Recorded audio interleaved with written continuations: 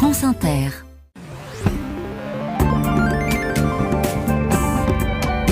C'est d'abord en Espagne que nous sommes, Kevin, avec un sacré ripoux. Oui, il s'appelle Oscar Sanchez Gil, il a 48 ans, une brillante carrière dans la police de Madrid, décrit comme travailleur, discret, mais il y a quelques jours encore, alors qu'il était chef de l'unité de lutte contre les délits économiques et fiscaux, eh bien, on a appris ces dernières heures qu'il avait été arrêté chez lui la semaine dernière à Alcalá de Henares, c'est en banlieue de Madrid, arrêté parce que soupçonné d'avoir facilité l'arrivée de 13 tonnes de cocaïne en Andalousie, de la drogue saisie le 14 octobre, c'était du jamais vu en Espagne et lors des perquisitions à son domicile, les enquêteurs ont découvert 20 millions d'euros en liquide cachés dans les murs et les plafonds de sa maison. Selon les informations du service police-justice de France Inter, ce policier a été repéré via Sky ICC, cette messagerie cryptée utilisée par les trafiquants, démantelée il y a 3 ans.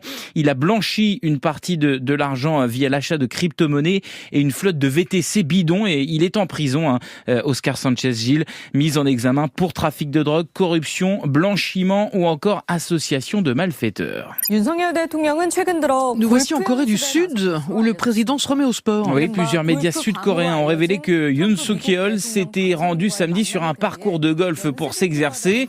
Alors vous me direz, il fait bien ce qu'il veut, ce monsieur, sauf que ça n'a rien d'anodin et son entourage l'a confirmé. Si le président est allé taper la balle pour la première fois depuis 8 ans, c'est pour préparer ses futurs entretiens avec Donald Trump, puisqu'on le sait, le président élu des États-Unis est un golfeur invétéré. Selon une estimation du Washington Post, il a fait 261 parties durant son premier mandat, ça fait une tous les 5 jours environ.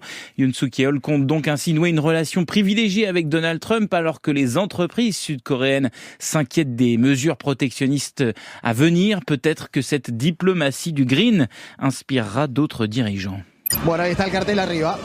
Et puis nous sommes en Argentine, il n'est pas question de golf, il est question de foot. Oui, lundi soir, 22e journée de première division, l'équivalent de la Ligue 1, le Deportivo Riestra reçoit le leader Vélez, score final 1-1, mais le match, personne n'en a parlé, ce qui a occupé toute l'attention. C'est un joueur très particulier, un certain Sprin, titularisé par Riestra en attaque, sauf qu'il a passé 78 secondes exactement sur le terrain avant de sortir sans avoir touché un ballon, et ce n'est pas à cause d'une blessure, tout ça a été prévu. Sprin n'est en fait absolument pas footballeur professionnel, il est influenceur, streamer, 9 millions d'abonnés sur Twitch, c'était donc un coup marketing, un buzz pour le club qui assume, affirmant que l'objectif est d'attirer un nouveau public vers le football, présentant tout de même ses excuses à ceux qui se sont sentis offensés.